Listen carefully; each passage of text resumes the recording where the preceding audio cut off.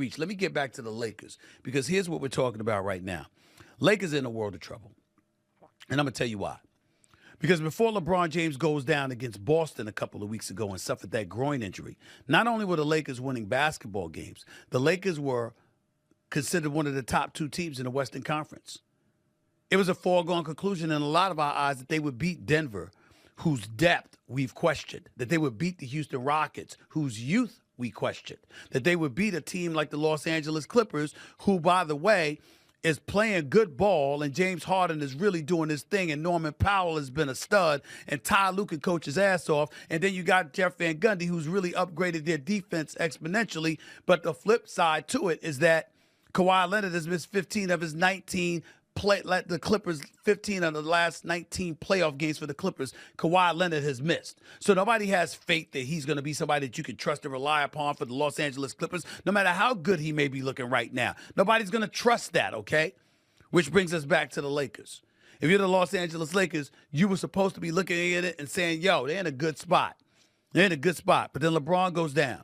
And after he goes down, everything seems to have fallen apart. Yeah, we had Luka doing his thing and being more assertive offensively, but we're looking at the Lakers as a defensive unit, and they've tailed off to some degree, okay?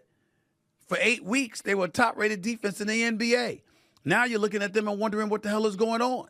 So you got that business. And then on top of it all, you turn around, and not only having that situation, you got to look at it from the standpoint that, you know what?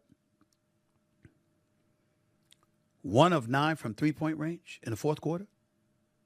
That's what the Lakers shot Thursday night against the Bulls. 1 of 9 from three-point range, 11%. Meanwhile, the Bulls shot 11 of 14, 79%. Where's this defense going? Austin Reeves was balling, made that shot with under 4 seconds left. The brother might be the best third option in the NBA. Had 30 last night, 10 of 17 shooting.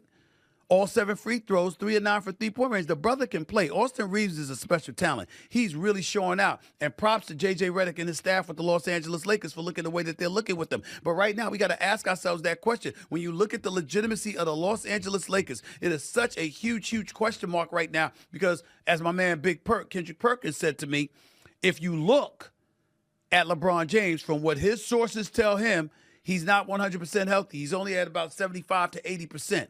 Luka plays no defense. Perk keeps bringing up the statistic. He's absolutely right.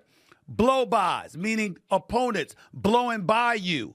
As a defender, nobody gets blown by more in the NBA than Luka Doncic since he's become a Los Angeles Laker. He's leading the league in blow-bys.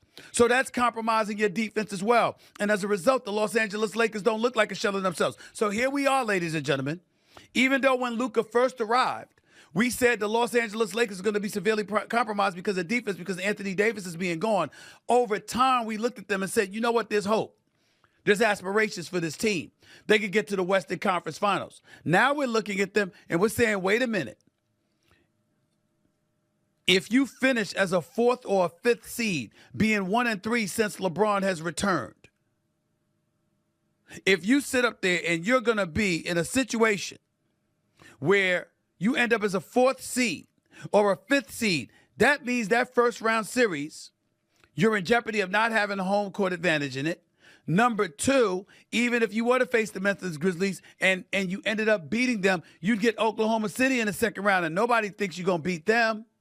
So the Lakers could go home before the conference finals. If they fall to a 6th seed and they were locked in at the number 6 spot and had to go against number 3 Denver, suddenly people look at them and say, wait a minute, Jokic and those brothers would beat them. So you got all of that going on. So the Lakers have gone from looking like a bona fide big-time threat to come out of the West and at the least get in the way and have a face-off against the Oklahoma City Thunder. And in the span of a week and a half to 2 weeks, they've disintegrated from that to you going home in the first or the second round. That's what we're looking at right now. That's what we're looking at right now. And by the way, just a couple of stats. Lakers starting 5 last night, Thursday night, shot a collective 8 for 31 from deep. That's only 26%. In the 4 games since LeBron James has returned, the Lakers are 1 and 3 and have the 4th worst defensive rating in the league during this stretch, allowing 126.8 points per 100 possessions. They got outscored 44-26 in the fourth quarter. And, oh, by the way, in those last 4 games, the Lakers have been a -13, -14, -12, and -9 with Luka and LeBron on the court. And they've been outscored by a total of 48 points with LeBron and Luka on the court together. LeBron might have had a brain fart in Chicago last night, but we know that's not something he will customarily do. It happens. Luka being blown by. Luka not playing defense. And that's just the month they've had. But to walk you through the end of this game, I'm going to set you up this way because I do think we have to start with the ending of this game. The fourth quarter was phenomenal because the Bulls had no fewer than, 6 shots go in that if they missed those shots, the game was over. Patrick Williams had a couple of them. Kevin Huerter had one of them. Vucevic had one. They had a handful of shots that were like, all right, down 7. You got to hit this just to stay alive, only a couple minutes. And they kept doing it. So first of all, they had incredible just focus and shot making to close the game, but they're still down 5 points. They get a sideline out of bounds play. Patrick Williams knocks down a 3 in the corner. LeBron turns it over on the inbound play. Quick pass, tight window for Kobe White to get a shot off. He drains the 3. Reeves answers on the other end with a layup, so it feels like it's over. And then Giddey hits a half quarter. That was the sequence of plays that was just insane, from down 5 to up 1 to down 2 to winning the game on a heave. All right, walk me through that ending sequence. All right, so I want to start with the down 5 side out of bounds. And I don't know the exact amount of time when they were taking the ball out, but it was inside of 15 seconds. I think it was 12.8. All right, 12 seconds. Okay, so the Lakers make a massive mistake on the play defensively with their communication. They mess up a switch, which leads to, on the initial screening action, they mess up a switch. 2 guys go with the guard coming off. Nobody's with Vucevic. So now the ball is inbounded by Giddey. It comes all the way to the other side of the court to Vucevic, but there's another mistake made by LeBron James. He's guarding Patrick Williams in the corner, the far side corner. The ball comes in the air to Vucevic, sort of like top of the key, but a little bit more to the left wing area. And Austin Reeves, who was one of the guys involved in the miscommunication on the first screen, he kind of recovered and he's headed right to Vucevic. So by the time Vucevic catches the ball, Austin Reeves has recovered and he's within a couple of feet of him. For some reason, LeBron James sprints off the corner and runs all the way up to Vucevic, who catches the ball. Now he's got Austin Reeves on one side of him, LeBron on the other side, and he just turns, and Patrick Williams is naked in the left corner. He makes the pass. Now, LeBron makes a great effort to run back and contest it. But if LeBron James even stunts toward Vucevic and stays at Patrick Williams, Vucevic is going to catch that ball with Austin Reeves in his lap. LeBron home in the corner, guarding Williams, and Vucevic is either going to take a terrible 3 or he's going to drive the ball to the rim and lay it in or something, and they're going to be down 3. Instead, LeBron, and there's no reason whatsoever. I watched it 5 times to try to figure out what in the world he was thinking to leave Patrick Williams to that extent, to run up there to Vucevic, who had a guy in the vicinity defensively. Anyway, easy swing, and it's a big-time shot. Patrick Williams has to make that shot to give him a chance to win the game. He nails it. Well, real quick, hold up, Blake. Hold up. On that one, you're asking what was LeBron thinking. I think he was thinking for a brief second, I can get the steal. I'm going to shoot the gap. But as soon as he made a move, he sort of realized he's not going to get there in time. And then he was stuck in no man's land. But to your point, the gamble itself was still, why go for the steal there? You're up 5. There's no reason. And you're right. That's exactly what it was. Because you could tell his eyes lit up at first. That ball was hanging in the air a little bit. He thought he could get there. And then once he decided to abort that and stop, he was at least, he was a good 20 feet probably away from Patrick Williams. So now he's got to turn a sprint. Like I said, he made a great effort to close out, but he got there late and he makes the 3. It's just an unnecessary, the risk reward in that situation, up 5, just stay home. Everybody stay home. Even if you mess up the switch to top and Vucevic makes a 3, all right, man, live with that, I guess. But LeBron, to me, that's a massive mistake. You cannot take that risk in that situation. with a 5-point lead with 12 seconds to go. It leads to a wide open three. So he makes it. All right, we got a 2-point game, 6-something seconds left. Here's the next thing that happened that was very interesting to me. Lakers have a timeout when the ball goes through the net. Bulls do not. Ball goes through the net, you're still up 2 points. Josh Giddey, when the ball goes through the net, and I wonder if this is what messed LeBron up, where he didn't even think about taking a timeout. Josh Giddey, the ball goes through the net, it comes right to Giddey. He takes the ball and flips it right to LeBron, who's standing out of bounds. I don't know if you saw that, but it wasn't like one of his teammates threw him the ball or the ball was bouncing around on the ground. Giddey literally, ball goes to the net, Giddey catches the ball and flips it right to LeBron, who's standing out of bounds. And I think LeBron was just maybe caught off guard a little bit by that. And then he looks, Austin Reeves, he's got a guy on his back and he's kind of sealing him and he's got his hand out. And this is where the miscommunication comes next. And both of them address this, particularly Reeves. So Austin Reeves is thinking about sealing it, almost like you're doing a post-up position with your hand out. And he's in a more stationary position where LeBron could throw it into him almost more like a lob entry pass to the post up in the air. Instead, LeBron thinks he's sealing him and then he's going to break to the corner. So LeBron throws this little soft, lazy bounce pass toward the corner, and it's just an incredible play by Josh Giddey. Because he's up on the ball on LeBron. He's up in his literally chest to chest. His hands are up above his head. And LeBron throws the ball down low, and Giddey immediately back. He retreats and goes toward the ball and snatches it up with his left hand. It was really an incredible play. One of the better steals you're going to see all year. And then, of course, the immediate wherewithal to flip it to Coby White, who just happened to be Coby White, who's just standing there.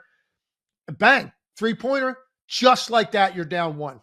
Yep. So it's really a result mainly falls on LeBron's shoulders. There's no other way to look at it. Yeah. I mean, there's some miscommunication. Other guys are involved, but this is really LeBron. No reason to leave Patrick Williams on the first 3. And certainly you can't make a lazy, careless pass in that situation with the game on the line. And you always had the timeout in your pocket you could have taken too. As a veteran player, you don't need to look over at the bench to do that. You could call that your own if you didn't like the way that looks. LeBron thought it was going to be easy to get it in. He miscalculated. Giddey made an incredibly instinctive play to come up with the steal. And then, Coby White does the rest. Yeah. So Austin Reeves scores on the other end. And then Josh Giddey hits the half-court shot, which, a half-court shot, what are you going to do about it? I don't know if you try to block that shot. There's nothing you could do. You just count on a guy missing that one, and he made it. But here's why I'm moving on to this already, because I like all the points about the plays leading up to it. The Bulls have the magic right now. I always talk about teams having this thing, this sense of belief and everything. Coby White hit that 3, and I just knew it was in I just mentioned they made all those shots in the fourth quarter. They're playing with this belief. We're down 8. It's fine. Just we're going to make the next one. We're going to make the next one. Coby White gets an opportunity. Guaranteed it was in. And then even you give up the shot, you have all that comeback, you go up by 1, deflating that Reeves makes a bucket to give them the lead. And I still believe when that shot went up, and if you watch everyone in the crowd, you watch the bench, there's a great shot from the bench. The Bulls players thought that shot was in. And there's something to it when a team has the magic. You just believe everything's going to go your way, and then everything does. And that's what's going on for the Bulls right now, that they just put themselves in position to have a shot and believe that they're going to capitalize. No, I love it. And I just, you think about what you're saying. He takes the shot. Listen, I think he was being a bit, facetious there, because I don't think he thought that was the greatest question in the world. And obviously, JJ is annoyed, and JJ doesn't get sleep when they lose. That's something that LeBron James has articulated along with several other Los Angeles Lakers. And we know JJ Redick well enough, because he's a former colleague, to know that's absolutely positively the case. He wears that stuff on his sleeve. He is on it. But it's devastating because of how the Lakers lost, not that they lost a game. To give up 9 points in the last 12.6 seconds, my God. We know that they've been having problems defensively, but when you see that kind of stuff happening, that's a problem. You take into account LeBron James, who had an otherwise solid game, but that lazy inbound pass, unacceptable. He's too experienced. He knows better than that, and that's why you can see the look on his face. He knows you can't make a mistake like that. He knows better than that. But it's not just about him. Look at what the starters did last night. They shot 26%. This is the starting 5, shot a collective 8 for 31, 26% from deep, okay? In the fourth quarter, they shot 1 for 9 from three-point range. The Bulls, however, hit 11 of 14 from three-point range. That's 79%, y'all. You let the Bulls shoot 79% from three-point range in the fourth quarter. That's not something that should happen. So when you consider the fact that the Lakers weren't shooting ball, had a 13-point fourth quarter lead and they collapsed, your defense doesn't show up when it counts. You can't shoot the ball either. Obviously, that doesn't bode well for them in terms of their playoff aspirations. This is a really, really bad loss because of how it happened. Well, I'll add to the how. As you look ahead, it's a tough loss. They can't afford to let games slip. I believe they've got the second most challenging schedule the rest of the way, and we all know that the West is all about jockeying for the best position as we approach the playoffs. You got a team like the Clippers and the Wolves, guys that are in the play-in, but they're all pushing to get into decent spots as well. There's not a lot of separation out West. And so I think that makes this one sting even more because they were so close. Now, I know we are focused on the Lakers, but I will say, quietly, this is a fourth win for the Chicago Bulls. Josh Giddey now has 5 triple-doubles on the season. That's second behind MJ, who had 15 in one of his 89, I think, in that season. So, the Bulls are sort of playing well, and that's a hell of a comeback for a team down significantly with 10 seconds or so, 10 seconds and change to go. When it comes to the Lakers, though, too, I think they are in a tough stretch. There's a bunch of games here that they've had to make up due to the fires out in L.A., and so there is some fatigue. I'd like to believe that the decisions down the stretch are correctable errors. Obviously, that turnover by LeBron being the top amongst them. But they can ill afford to let games go as they're jockeying for important position. Let's bring Kendrick Perkins in. Big Perk, what are your thoughts on this? The Lakers are in trouble. The Lakers are in trouble. That was a game last night that they needed to win, and they were supposed to win. And JJ was right. It's devastating, not just because the way that they lost, but because he's looking into the near future and what's going on. They're 2.5 games back from being in the play-in tournament. And have you seen the teams that they got to face in the next couple of weeks? They got Houston, and they got the Rockets in Houston. They have Memphis in Memphis. They got OKC twice. They have Dallas, by the way, Anthony Davis is back. Dallas, they may not have their pieces, but they've been playing some pretty damn good basketball. And so when I look at where they at right now, and Luka still not being in great shape, he's still going to put the numbers up, but he's still not in great shape. And here's the most important thing. LeBron James is not healthy. LeBron James is not healthy. I think he's probably about 70-75%. So again, we're talking about at a time where you're supposed to be peaking, right, going into the postseason, and the Lakers are trending backwards. Well, here's the deal, y'all. You're absolutely right, Big Perk. Let's be more specific. Lakers should lose 5 of their next 6 games. If we look at the schedule, put the schedule back up. The Lakers should lose let me see. 5 of their next 6 games. And so let's say, for the sake of argument, instead of going 1 and 6. In the Pelicans essay? That's that, exactly. That's what I'm saying. So let's say for example, I'll give them the Pelicans, and let's say we throw one more in there. Let's call it a 2-4 record over the next 6 games. Where does that leave them, considering what we're witnessing in the Western Conference as it pertains to Golden State trying to hold on to a 6th seed, as it pertains to Denver, as it pertains to Houston? We don't even need to bring up OKC because they're head and shoulders above the crowd.